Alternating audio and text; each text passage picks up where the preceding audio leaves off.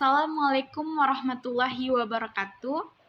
Perkenalkan, nama saya Indah Nur Sakila. Saya dari Periode Ekonomi Syariah.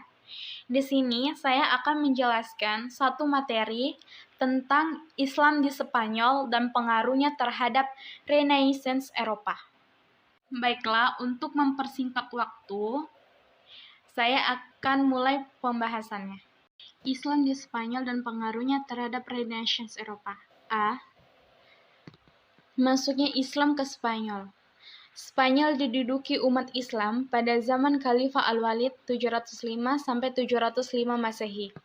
Penguasaan sepenuhnya atas Afrika Utara itu terjadi di zaman Khalifah Abdul Malik 685-705 Masehi.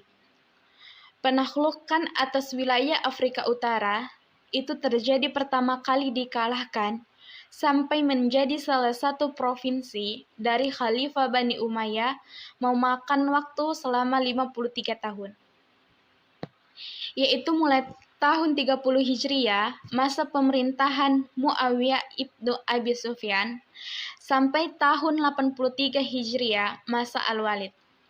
Sebelum dikalahkan dan kemudian dikuasai Islam, terdapat kekuasaan kerajaan Romawi, yaitu kerajaan Gotik. Kerajaan ini sering menghasut penduduk agar membuat kerusuhan dan menentang kekuasaan Islam setelah kawasan ini betul-betul dapat dikuasai. Umat Islam mulai memusatkan perhatiannya untuk menaklukkan Spanyol. Dengan demikian, Afrika Utara menjadi batu loncatan bagi kaum muslimin dalam penaklukan wilayah Spanyol. B. Perkembangan Islam di Spanyol. Sejak pertama kali menginjakkan kaki di tanah Spanyol hingga jatuhnya kerajaan Islam terakhir di sana, Islam memainkan perannya yang sangat besar. Masa itu berlangsung lebih dari 7,5 abad.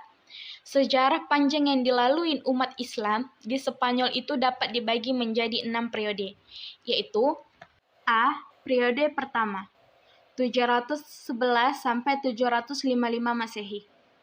Spanyol berada di bawah pemerintahan para wali yang diangkat oleh Khalifah Bani Umayyah yang berpusat di Damaskus. Terjadi 20 kali pergantian wali gubernur Spanyol dalam jangka waktu yang amat singkat. B.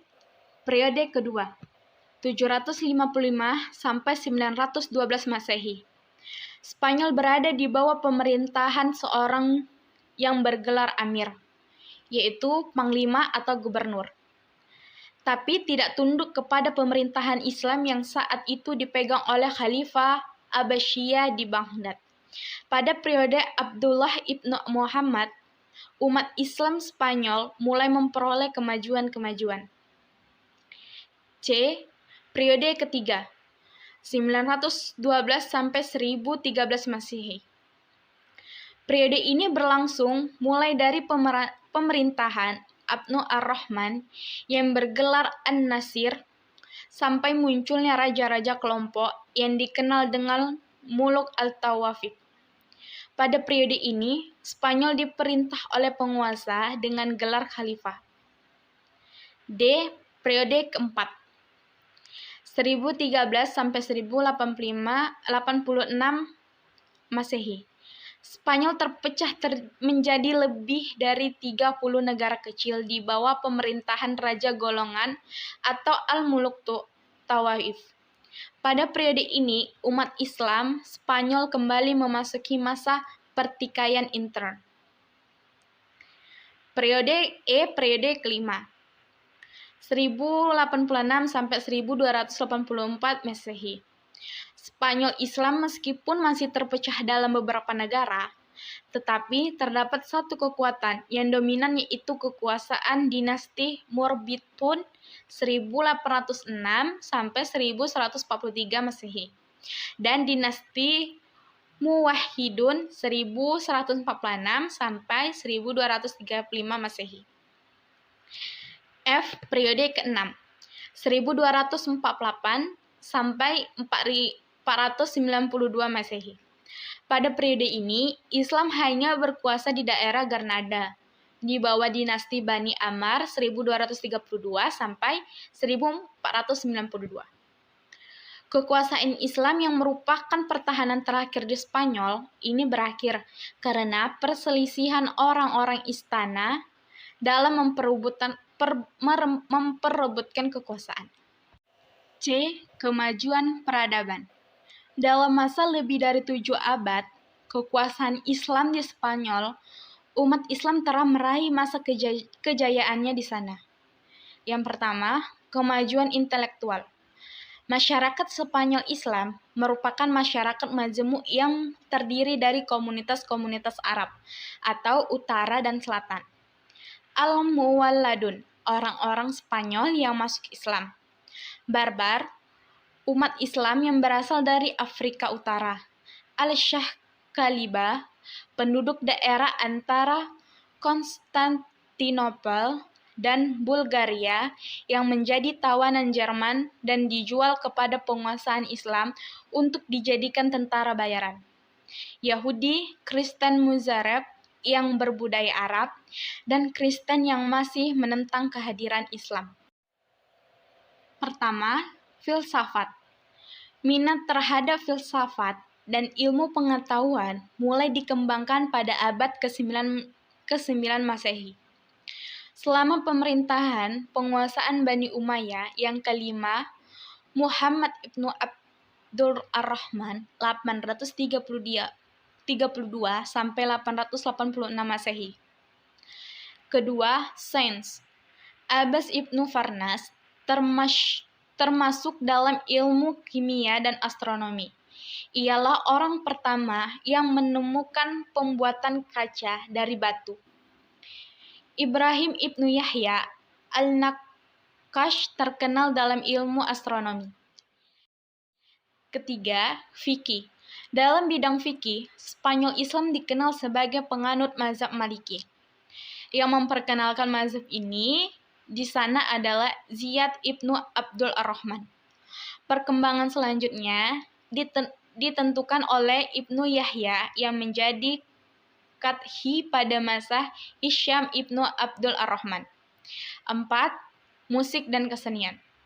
Dalam bidang musik dan seni suara, Spanyol Islam mencapai kecemerlangan dengan tokohnya Al-Hasan ibnu Nafi yang dijuluki Zaryab. Setiap kali diselenggarakan pertemuan dan jamuan, Zaryab selalu tampil mempertunjukkan kebolehannya. Ia juga terkenal sebagai pengubah lagu.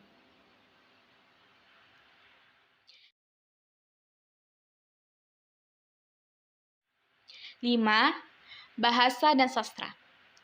Bahasa Arab telah menjadi bahasa administrasi dalam pemerintahan Islam di Spanyol. Hal itu dapat diterima oleh orang-orang Islam dan non-Islam.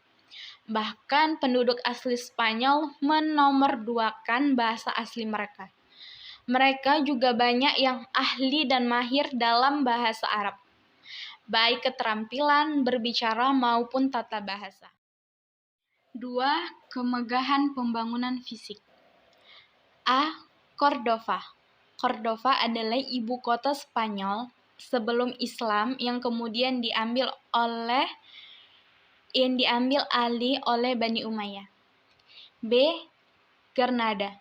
Granada adalah tempat pertahanan terakhir umat Islam di Spanyol. Di sana berkumpul sisa-sisa kekuatan Arab dan pemikiran Islam. 3. Faktor pendukung kemajuan. Spanyol Islam, kemajuan sangat ditentukan oleh adanya penguasaan yang kuat dan berwibawa, yang mampu mempersatukan kekuatan-kekuatan umat Islam. Toleransi beragama ditegakkan oleh para penguasa terhadap penganut agama Kristen dan Yahudi, sehingga mereka ikut berpartisipasi mewujudkan peradaban Arab Islam. D. Penyebab kemunduran dan kehancuran. Pertama, konflik Islam dengan Kristen. Para penguasaan Muslim tidak melakukan Islamisasi secara sempurna. Mereka sudah merasa puas dengan hanya menagih upeti dari kerajaan-kerajaan Kristen, takluknya dan membiarkan mereka mempertahankan hukum dan adat mereka. 2. Tidak adanya ideologi pemersatu. Kalau di tempat-tempat lain, para mukallaf diperlakukan sebagai orang Islam yang sederajat, di Spanyol, sebagaimana politik yang dijalankan Bani Umayyah di Damaskus, orang-orang Arab tidak pernah menerima orang-orang pribumi. Ketiga, kesulitan ekonomi.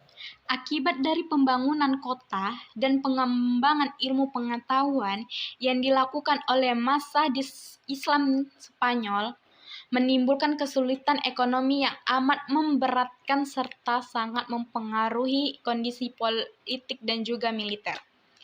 4. Tidak jelasnya sistem peralihan kekuasaan. Hal ini menyebabkan perebutan kekuasaan di antara ahli waris, bahkan karena inilah kekuasaan Bani Umayyah runtuh dan Muluk al-Tawafif muncul. 5. Keterpencilan. Spanyol Islam bagaikan terpecil dari dunia Islam yang lain.